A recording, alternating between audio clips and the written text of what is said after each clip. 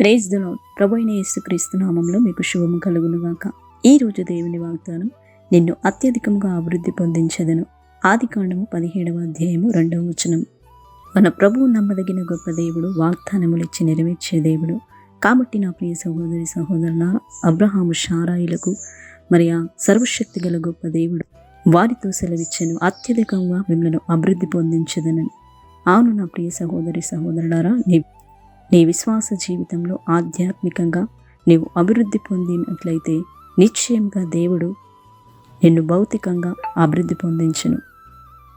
విశ్వాసములో అభివృద్ధి పొంది ఉండము, దేవుని సంతోషపరిచే విషయంలో అభివృద్ధి పొంది ఉండము, ప్రేమలో అభివృద్ధి పొంది ఉండము, దేవుని విషయమై జ్ఞానం అంది అభివృద్ధి పొందము, సహాయం చేసే విషయంలో అభివృద్ధి పొందము. నిశ్చయంగా దేవుడు నిన్ను అత్యధికంగా అభివృద్ధి పొందించును. ప్రార్థన. కృపా కనికరము కలిగిన గొప్ప తండ్రి, మహోన్నతమైన దేవ, మహాగరుడా, నీ పరిశుద్ధమైన నామమును బట్టి నీకే స్తుతులు స్తోత్రములు చెల్లిస్తున్నాం. నీవెంతైనా నమ్మదగిన గొప్ప దేవుడవు.